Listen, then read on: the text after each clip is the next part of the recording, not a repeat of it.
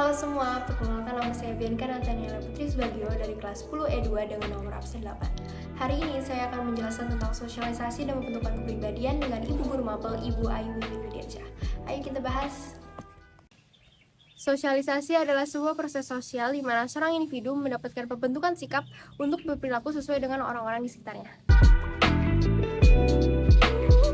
Adapun tujuan dari sosialisasi, yang pertama adalah membekali seseorang dengan keterampilan tertentu. Yang kedua adalah mengembangkan kemampuan berkomunikasi secara efektif. Yang ketiga adalah mengendalikan fungsi-fungsi organik melalui latihan mawazir yang tepat. Dan terakhir yang keempat adalah membiasakan diri untuk berperilaku sesuai dengan nilai-nilai yang ada dalam masyarakat. Jenis-jenis sosialisasi berdasarkan bentuknya ada dua, yaitu sosialisasi primer dan sosialisasi sekunder. Sosialisasi primer adalah sebuah proses sosialisasi yang terjadi pada masa anak-anak, di mana individu belajar tentang nilai-nilai dasar dari keluarga atau orang tua sebagai agen sosialisasi pertama.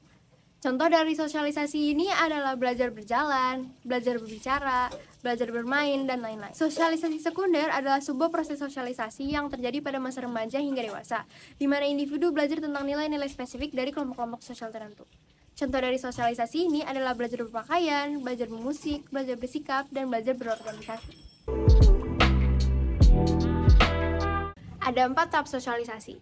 Tahap persiapan, tahap permainan terorganisir, dan tahap norma kolektif. Yang pertama ada tahap persiapan. Tahap ini dimulai sejak seorang dilahirkan dari usia 0 sampai 3 tahun. Di tahap ini, seseorang akan mengenal dan mendahulukan orang-orang di sekitarnya. Karena itu, peran keluarga sangat penting di tahap ini. Contoh dari tahap ini adalah menirukan gerakan orang tua, meniru suara binatang, dan lain-lain. Yang kedua adalah tahap permainan.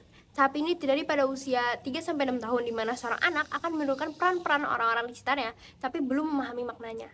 Contoh dari tahap ini adalah bermain dokter-dokteran, bermain polisi maling, dan lain-lain. Yang ketiga adalah tahap permainan terorganisir. Tahap ini dimulai dari usia 6-12 tahun, di mana mereka sudah mulai mengenal aturan-aturan sosial yang mengatur permainannya. Kalau di tahap sebelumnya mereka mulai meniru, di tahap ini mereka sudah mulai memahami maknanya. Dan di tahap ini juga mereka sudah mulai berinteraksi dengan lingkungan bermain dan masyarakat. Contoh dari tahap ini adalah bermain bola. Yang keempat ada tahap norma kolektif.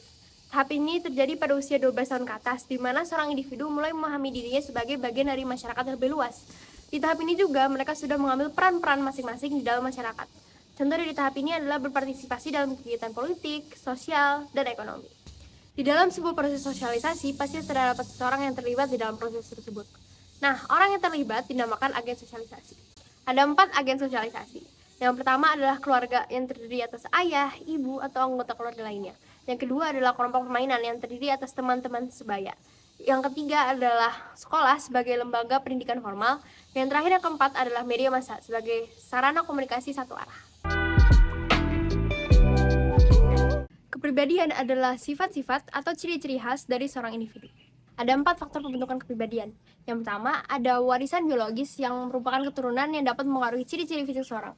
Yang kedua, ada lingkungan fisik yang meliputi keadaan geografis seperti iklim dan sumber daya alam. Yang ketiga, ada lingkungan kebudayaan seperti agama, bahasa, seni, dan adat istiadat.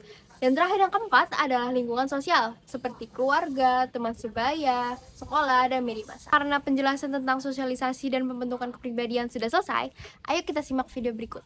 Ya, hebat. Kalian tadi bersemangat sekali menyanyikan lagu apa tadi? Garuda Pancasila. Garuda Pancasila itu sebagai apa? Sebagai lambang negara kita. Ya, sekarang coba lihat dulu di sekitar kalian. Mungkin saja masih ada sampah. Lihat di kolong bangkunya sudah bersih belum? Sudah bersih? Ya, bagus. Berarti piket hari ini sudah melaksanakan tugasnya dengan baik ya? Sudah menyapu? Sudah mengepel? Sudah menyiram tanaman belum? Sudah. Siapa tugas piket hari ini? Aduh, bagus ya, iklimnya bagus, harus dicontoh. Jadi lihat lantainya bersih ya. Ya, berarti sudah melaksanakan kewajiban membersihkan kelas. Ya. Nah, salah satunya tadi menyiram tanaman. Sudah diperiksa nggak tanamannya bagaimana keadaannya? Sudah.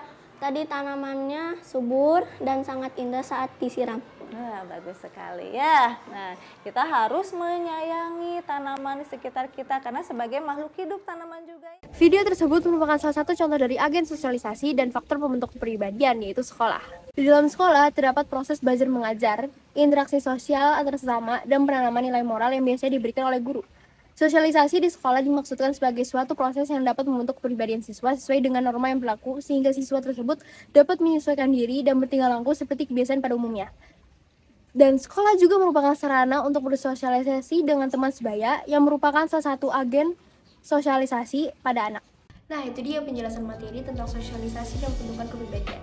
Semoga materi dapat bermanfaat dan mohon maaf bila terdapat salah kata atau kesalahan lainnya. Terima kasih sudah menonton video ini. Wassalamualaikum warahmatullahi wabarakatuh.